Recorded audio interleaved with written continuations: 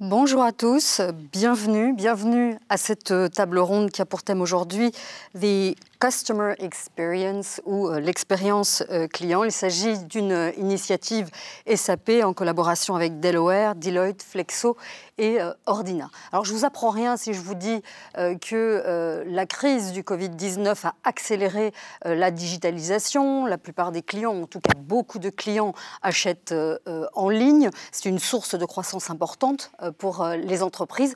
Mais dans le même temps, la concurrence est extrêmement rude sur le net. Alors, comment garder cette clientèle particulièrement volatile? Comment la fidéliser et ne pas la perdre en un clic? Pour en parler, j'ai invité Tom Vermersch. Bonjour Tom, vous êtes Chief Commercial Officer chez Ubiway. Alors, vous m'éclairez un petit mot d'explication. Ubiway, c'est une filiale de Bipost. C'est ça. Et vous vous occupez de la livraison des journaux, des colis. La presse dans tous les points de vente, oui. Voilà. Bonjour. Alors, Sofiane Adouche, vous êtes directeur Solutions Delivery chez vous, le provider. Tout à fait. Bonjour. Merci. Et puis, Reynald Lemaire, Managing Partner chez Anaïs Digital. Vous êtes donc notre expert indépendant. J'avais d'ailleurs envie de vous poser la première question, Reynald. On a dans notre esprit l'idée que l'expérience client, si on va dans un magasin physique ou si on est sur le net, elle est différente. Est-ce que c'est toujours le cas aujourd'hui ? Alors, l'expérience est évidemment différente parce que le lieu est différent et il y a une présence physique, humaine qui est là ou qui est moins là à distance. Et en même temps, comme il y a une continuité qui se passe de l'un à l'autre, elle se lie et donc voilà, il y a des liens entre les deux, il y a des attentes. Et donc, oui, elle est différente, les ingrédients sont différents, mais on ne peut pas les concevoir séparés. Les gens commencent à fusionner les deux de plus en plus. Et donc, voilà, ils veulent que tout ça se passe sans friction, de façon uniforme. Sofiane, vous êtes d'accord avec Tout à fait. explication ? Donc, on est dans un monde où, comme dit mon collègue ici, les mondes se fusionnent. Et d'ailleurs, pour preuve, la création d'acronymes tels que le FI digital, ce genre de choses-là, qui font clairement que le monde physique et le monde digital s'entremêlent de plus en plus. Et il est clair que un des succès de la réussite, c'est d'apporter une bonne expérience client, que cela soit sur la partie, la dimension physique, que sur la partie digitale. Avoir une cohérence de ces expériences dans ces deux mondes est quelque chose de primordial, clairement. Alors, si vous pouviez définir ce que c'est l'expérience client, parce que c'est un concept, qu'est-ce que ça veut dire? Qui a envie de donner un mot d'explication? Reynald, peut-être. Oui, alors l'expérience client, c'est ce que la personne vit. Alors, ce qu'elle vit, c'est d'abord, elle a des attentes avant que la chose ne se passe. Elle arrive avec des idées préconçues. Si on parle dans notre contexte de l'achat, je m'attends à soit rechercher un produit, soit à le trouver, donc j'attends. Et puis, je vis quelque chose. Je parle avec un agent, j'interagis avec un écran. Il y a une interaction. Et puis, je pense qu'il ne faut pas oublier le juste après de l'expérience. C'est ce que je vis juste après. Je quitte le magasin ou 3 semaines après, j'y repense. Donc, dans notre monde de l'expérience utilisateur, c'est cet ensemble temporel de ce que la personne vit, attente, ce qu'elle a vécu, ce qu'elle a ressenti. Et il y a tout ce qui est très conscient, logique, il y a tout ce qui est vécu, ressenti. Donc cette dimension du ressenti, l'adéquation avec mes valeurs, c'est tout ça. Et dans le monde du digital, c'est clair que les interactions entre l'écran, l'homme et la machine, c'est ça, mais c'est bien plus que simplement cette interface homme-machine. Ce serait trop réducteur de la limiter qu'à ça. Donc vraiment le global de ce que la personne ressent, qu'elle soit en entreprise ou que ce soit une personne privée. Alors, vous, Tom, l'expérience client, pour vous, c'est un concept un peu particulier, j'imagine, puisque vous faites du B2B. Vous ne servez pas le client final, en fait. Oui, ça peut bien de nous situer. Donc, Ubiway fait la distribution à peu près de 6 000 titres dans 5 000 points de vente. Donc, ça veut dire qu'on travaille avec de différents clients aussi. Donc, on parle de petits points de vente, le diviseur de la place sur le coin, mais aussi avec les grandes surfaces, donc Carrefour de l'Est. Donc, ce qu'on fait vraiment... on regarde vraiment de distribuer toute la presse dans les points de vente, les bons points de vente. Notre métier est aussi en full, je vais dire, transformation. Donc c'est clair que si les éditeurs sont en train de se transformer, et les digital, pour eux, c'est aussi vraiment la stratégie pour le futur. Donc ils font beaucoup d'investissements dans le digital, sans oublier quand même aussi le papier. Donc c'est clair, oui, nous sommes un opérateur logistique, donc transporteur, mais je pense qu'aussi on doit s'adapter à l'évolution sur le marché. Donc on fait des plans ensemble avec nos clients principaux, des éditeurs, et on fait des réflexions comment on peut servir le client le plus adéquat possible. Alors, vous, j'imagine que comme vous distribuez, vous faites de la logistique, donc vous emmenez, on va parler clairement, des cartons jusque chez vos clients qui eux-mêmes les vendent, les distribuent. Donc j'imagine que pour vous, tout ce qui est physique reste important, reste primordial. Donc dans votre esprit, basculer en full digital, c'est pas possible. C'est pas possible, mais je pense que pour nous, c'est clair, de plus que la société est en train de se digitaliser, de plus qu'il y a une place pour un transporteur physique, c'est clair que c'est complémentaire. Donc, de plus que les choses qui sont achetées par l'Internet, donc tu as besoin d'un bon réseau. Donc, tu dois distribuer le paquet par le facteur, par exemple, par notre actionnaire. Donc, on fait, par exemple, avec Bpost 500 000 paquets par les facteurs, mais aussi dans nos points de vente. Donc, là aussi, on a vraiment besoin d'un réseau qui est ouvert et donc de réceptionner tous ces paquets et de donner le paquet à les clients. Donc, pour nous, c'est vraiment le physique qui est le point clé pour le futur. Oui. Si je me permets d'intervenir, il est clair que cela est aussi une réalité pour les opérateurs de télécommunications. Vous pouvez offrir la meilleure expérience en ligne possible, imaginable, mais à un moment donné, il y a un câble qui doit délivrer un service. Et donc, bien évidemment, là intervient la qualité physique, le technicien qui doit être aussi irréprochable que l'expérience que le client a eu en ligne, clairement. Donc, si je vous écoute bien, il n'y a plus vraiment une opposition entre le net et le physique, il y a une complémentarité. Tout à fait. En tout cas, il y a une complémentarité qui se fait et il y a, j'ai envie de dire, une nouvelle complémentarité à trouver. Et donc, ce ne sera plus comme avant. Mais par contre, les deux coexisteront. Enfin, nous sommes des personnes physiques, on vit dans des lieux et des places. Et en plus, on est des êtres humains, on aime les relations, on aime voir des gens. Donc voilà, les deux vont coexister. Donc le challenge, c'est ceux qui trouvent le comment. Et puis si on regarde un petit peu, c'est toujours intéressant de regarder de l'autre côté de l'océan ce qui se passe. On voit un Amazon qui était du tout online aujourd'hui, qu'est-ce qu'ils font? Ils réintroduisent le monde du physique. Les opérateurs telco, ils ont des canaux de physique dans lesquels il y a un lieu pour que certaines choses puissent s'y passer. Donc le digital ne va pas tuer le physique, il y a un nouvel équilibre à trouver. Et dans chaque industrie et chaque élément d'une expérience client, il y a l'optimal qui va se trouver pour certaines personnes et d'autres. Et donc voilà, c'est une évolution qui est passionnante à regarder. Et les gagnants de demain sont ceux qui auront la vision, qui auront bien compris qu'est-ce qu'il faut faire pour que ça marche, pour mieux servir les clients. tout à fait. Je suis 100% d'accord parce que dans notre métier, donc, si on regarde un peu la différence entre, par exemple, les quotidiens, les journaux et les magazines, c'est clair que maintenant que les journaux sont en train de se transformer sur une vitesse assez vite. Au contraire, par exemple, le magazine, là, je dois constater qu'il y a encore 97% de tirage qui est encore distribué du papier. Donc, ça dépend un peu des types de produits que tu as, que tu peux vraiment dire il y a un modèle pour le futur dans le digital, oui ou non. Et dans notre métier, vraiment, il y a la différence. Ouais. Donc ça veut dire que les magazines, les gens continuent à les vouloir en papier. Il n'y a pas d'offres en ligne. Pour donner un peu les chiffres, par exemple, dans la vente, dans les points de vente, donc le magasin, on réalise encore 300 millions d'euros de chiffre d'affaires en Belgique.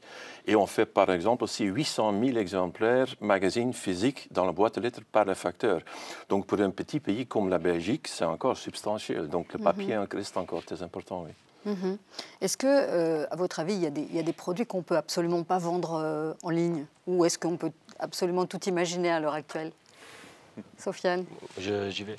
Je n'ai pas d'exemple concret à donner de produits qui ne se vendent pas en ligne, mais l'exemple qu'on pourrait donner, c'est vous êtes devant votre porte, vous n'avez pas vos clés, vous avez perdu vos clés, vous avez besoin d'un serrurier. Sauf si vous avez un annuaire bien fourni, la première chose que vous allez faire, c'est rechercher en ligne. Donc vous allez faire une première recherche en ligne. Et forcément, le serrurier qui est un minimum en ligne, je pense, aura plus de succès qu'un autre qui n'est absolument pas présent. Donc il y a aussi un acronyme un peu barbare, ce qu'on appelle le phénomène ROPO. Donc la recherche en ligne et l'achat en physique. Et clairement, le serrurier est un exemple pratique, en fait, où il y a une recherche qui se fait en ligne et puis le serrurier, à un moment donné, doit intervenir en réel, en physique, et intervenir. Voilà. Je pense que des exemples comme ça, on peut en avoir beaucoup dans notre vie quotidienne. Il faut, je pense, pour être successful aujourd'hui et avoir une présence en ligne, je pense, clairement. Ouais, c'est l'exemple des patients parce qu'on est sur la complémentarité des deux. Et en fait, si on reprend la petite ligne du temps que je faisais tout à l'heure, voilà, il y a des choses qui se passent avant. La recherche de mon électricien ou de mon plombier, elle est avant. Quand il sera là, forcément, c'est du physique. Donc là, l'online, il n'y en a rien à voir. Bon, il a peut-être une tablette avec lui. On a des techniciens qui ont des tablettes pour plus rapidement faire du diagnostic. Donc, hop, même le digital peut même débarquer là-dedans. Mais après ça, l'appréciation que vous allez donner, elle sera de nouveau digital. Donc voilà, je dirais oui, si vous devez acheter une navette spatiale, peut-être qu'elle n'est pas online, ok, mais à part des exemples totalement farfelus comme celui-là, ça devient dur de trouver des produits qui seraient totalement inexistants online si on prend le produit comme étant la recherche, l'achat, enfin le cycle complet. Tout le processus. Alors quels sont les défis de cette digitalisation et pour que cette expérience client soit agréable? Alors j'imagine qu'il y a le prix, Tom l'a dit, il faut que le produit arrive à la destination finale, il faut une bonne livraison. Est-ce qu'il y a d'autres éléments à avoir en tête pour que cette expérience soit positive? Je dois dire pour nous clairement, donc pour nous, numéro un, dans notre stratégie, donc l'objectif c'est vraiment la qualité. Donc vraiment, on doit servir les clients avec une qualité qui est 100%. Donc on ne peut pas permettre par exemple qu'un chauffeur par exemple va sauter un paquet dans par exemple un jardin ou qui va rouler, qui ne va pas arriver à temps, pour vous donner l'exemple. Donc on fait beaucoup de formations avec nos chauffeurs, donc justement pour augmenter la qualité. Parce que à côté de la prix, je suis convaincu que si la personne, donc le portage n'est pas bien fait, le fournisseur, donc le client, peut changer du transporteur parce que le client ne sera pas satisfait. Donc pour nous, vraiment, c'est la qualité de tous nos procédures logistiques qui est le point clé pour nous. Je pense qu'un deuxième élément qui est aussi très important, c'est la flexibilité. Hein. On ne peut pas oublier non plus aussi que, par exemple, que maintenant, les clients attendent une livraison le lendemain. Ils peuvent commander jusque le soir. Donc, ça veut dire que chez nous, on doit adapter toutes les procédures. Donc, on a beaucoup de volume. On a quelquefois, je veux dire, avec Bipost, 500 000 paquets. Hein, mais on doit réceptionner tous les volumes. Il y a aussi vraiment des paquets, quelquefois, avec une complexité. C'est plus comme avant que tu as un paquet, un livre, etc. Maintenant, ce sont des bicyclettes, des machines à laver.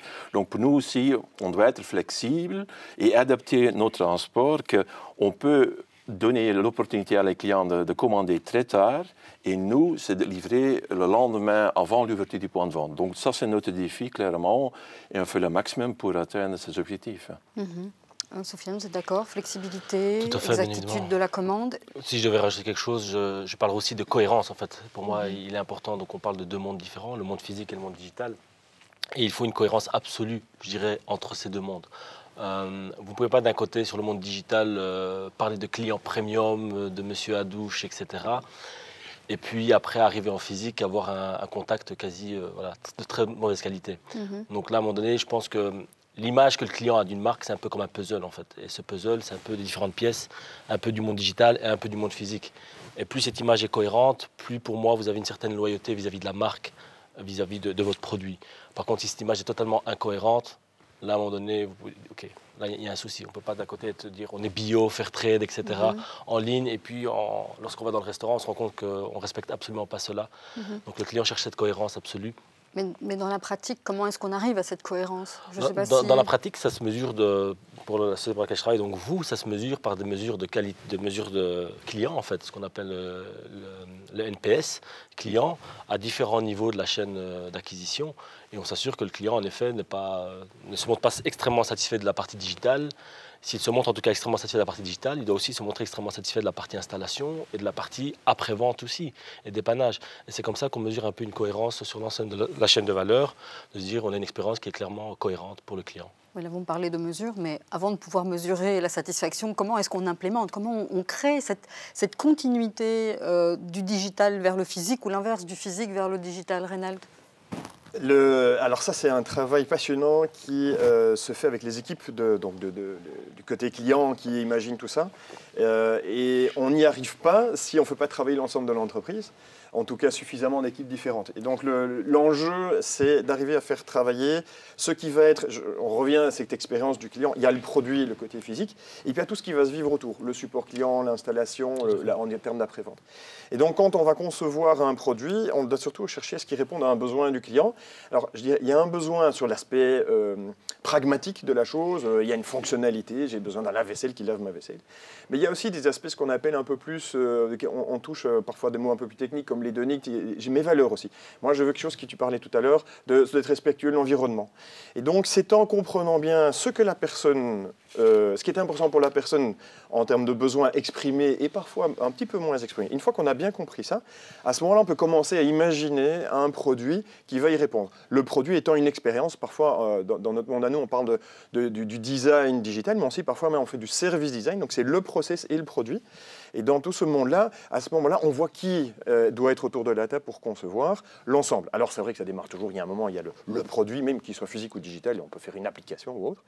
Mais une fois si on veut vraiment réussir, on regarde l'ensemble jusqu'au service après-vente. Et là, les produits qui sont successful, c'est ceux qui ont vraiment pris cette globalité de l'expérience en compte. On a des champions, on sait très bien que des gens comme des Apple, par exemple, c'est un peu bateau parce qu'on l'utilise souvent, mais je fais exprès, ils travaillent jusqu'au bout de la qualité de ce qui se passe d'un appel call center, où les agents sont incentivés, donc on regarde leur performance parce qu'ils ont amené le client jusqu'au bout de la résolution, même s'ils devaient passer dans les mains de plusieurs techniciens. Donc, ils ont compris que le client, il veut un aspect complet. Ça pourrait peut-être être différent pour d'autres produits. Chez eux, c'est le cas. Ils vont jusqu'au bout. Et ils ont du coup impliqué qui? Les concepteurs du produit, l'appareil digital, l'après-vente, la globalité. Et donc, c'est vraiment... si on prend cette approche globale, et en même temps, il faut être efficace. Il ne s'agit pas de perdre du temps. Mais voilà, si on prend cette globalité, on arrive toujours à avoir quelque chose qui va in fine marcher, à une condition, c'est qu'on n'y prenne pas, on ne soit pas lent sur la balle. Et donc, si on est bien itératif, qu'on mesure et qu'on écoute vraiment bien le client, pas seulement au début de la conception, mais aussi pendant la vie. Tu parlais d'NPS, c'est vraiment ce retour immédiat. Si on est agile, on ne peut qu'avoir un produit qui ne sera peut-être pas parfait au jour 1, mais qui le sera assez vite. Et puis les gens, ils évoluent, les besoins changent, et donc il va continuer à suivre le client autour de sa vie. Voilà, ça c'est vraiment les ingrédients. Je parlais donc d'un côté agile, itératif. L'écoute du client, l'écoute pas de l'acheteur. Si l'acheteur et le client, c'est les mêmes, mais le besoin d'utilisateur qui est peut-être le client. Voilà. Ça, je pense que ce sont les ingrédients qui nous amènent à quelque chose qui marche. Je vois Sofiane qui opine du chef. Oui, c'est vraiment quasi de l'hyper-personnalisation. Mais jusqu'où on peut aller dans cette hyper-personnalisation? Mais jusqu'où on peut aller? Il y a un paradoxe. On est clairement dans un paradoxe, je pense. C'est le souhait, en fait, parce que les clients souhaitent ça, souhaitent cette personnalisation, souhaitent être reconnus comme des clients premium, etc. Et de l'autre côté, on a ce côté RGPD. Oui. Tout ce qui est donné, ça devient très, très délicat. Et donc, je pense que la limite, c'est que le client ne se sente pas dérangé ou ne se sente pas un peu surveillé, en fait. C'est ça, pour moi, la limite. Mais l'hyperpersonnalisation, j'y crois dans le sens, à partir du moment où pour le client, vous lui adressez le bon message, avec le bon produit, au bon moment, pour moi, vous êtes dans le bon. Si maintenant vous adressez un message, on vous vend quelque chose en plus alors que le client a eu un souci avec son produit la veille, c'est peut-être pas le bon moment. Là, il faut plutôt faire ce qu'on appelle du care, essayer de dire, voilà, vous avez un souci avec vos produits, n'hésitez pas, on vous rappelle vos numéros de contact, nos adresses mail, etc. Donc il y a cet aspect bon moment et ce côté, pour moi, intrusif. Il ne faut pas être trop intrusif dans la vie du client, en tout cas, il faut que ce soit souhaité.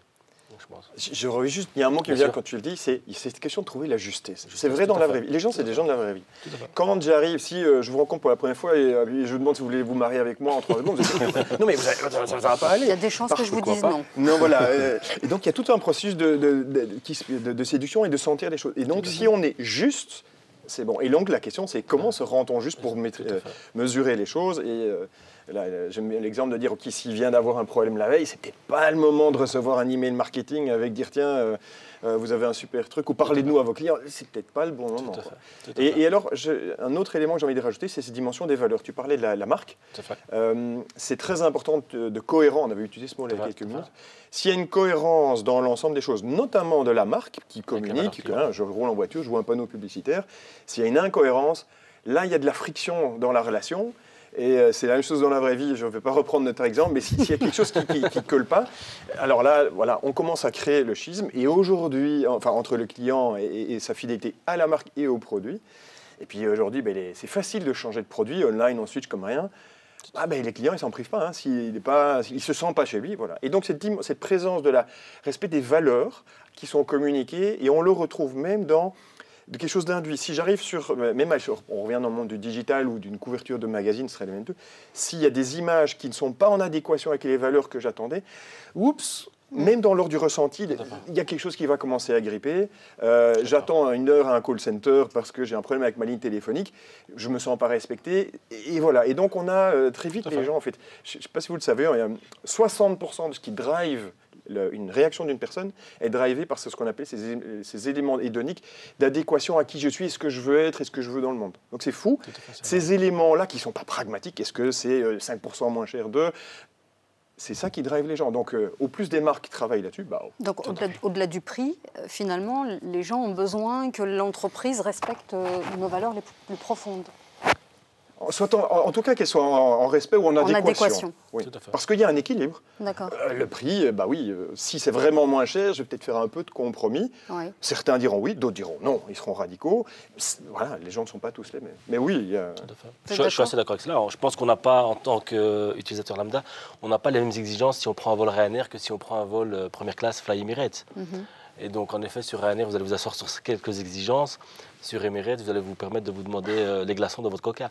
Donc voilà, c'est un peu, je suis assez d'accord. En fonction du produit qu'on vend, des valeurs qu'on met en avant, le client va se mettre soit en adéquation ou soit pas. Et si voyager avec Ryanair ne correspond pas à vos valeurs, alors vous ne choisissez pas Ryanair. C'est aussi simple que cela. Ouais, et puis moi, je veux l'exemple du bio. Il y a des tas de gens qui voudraient acheter du bio, mais ils ont le portefeuille, ils ont l'impression que le bio est fort cher. Ils aimeraient bien, mais ils ne le font pas, ils n'ont pas les moyens.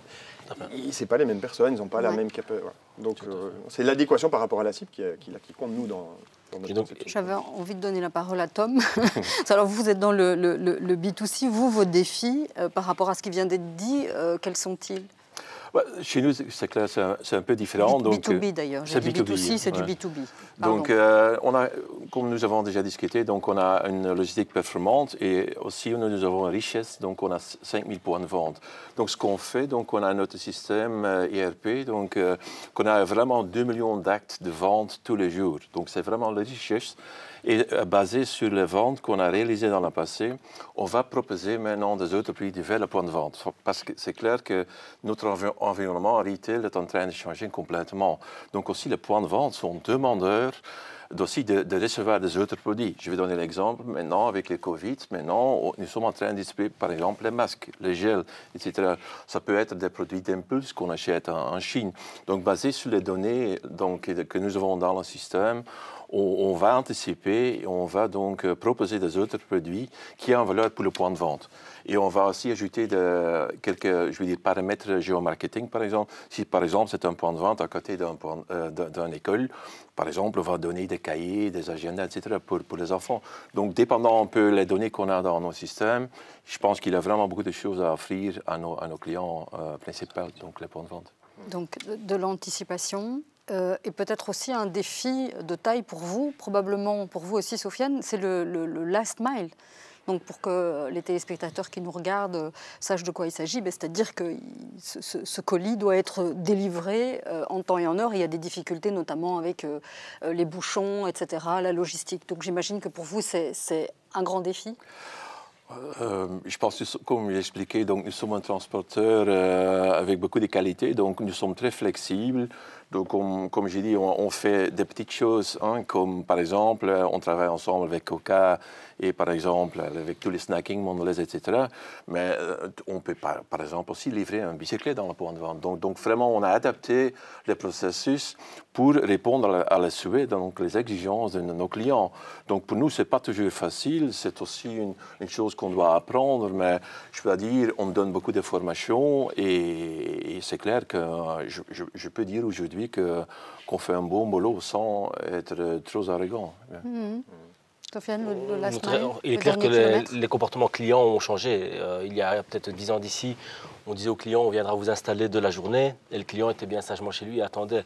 Là, il est clair que lorsqu'on donne un rendez-vous le 24 du mois au client, il veut savoir clairement à quel moment le 24. Et donc le last mile, et en même temps, il ne faut pas que notre technicien fasse la course au rendez-vous. Il faut offrir une qualité de service, etc. Donc le client précédent doit être chouchouté, et en même temps, vous ne devez pas déraper sur le rendez-vous du client suivant. Donc ce sont des vrais défis. Et donc pour cela, grâce à la digitalisation notamment, on permet aux clients de pouvoir dire, voilà, notre technicien est à un rendez-vous de chez vous, Et une fois qu'il a démarré, ben voilà, soyez chez vous parce que dans 15 minutes exactement, il sera là, voire même localiser le technicien, etc. Donc sur l'appli. Voilà, sur des applications, tout à fait. Ouais, je confirme Ça, c'est le complètement. challenge. C'est un peu aussi le stagiaire, par exemple, de Bpost. Donc, ils veulent offrir tous les différents modes de distribution. Ça peut être, par exemple, une cage dans un point de vente. Ça peut être livré par le facteur à la maison, dans un point de vente, poudre, pick-up, drop-off. Donc, c'est justement ça. Donc, je pense qu'on doit être flexible. Donc, dépendant les souhaits du client, on doit s'adapter. Et ça, c'est vraiment notre stratégie aussi.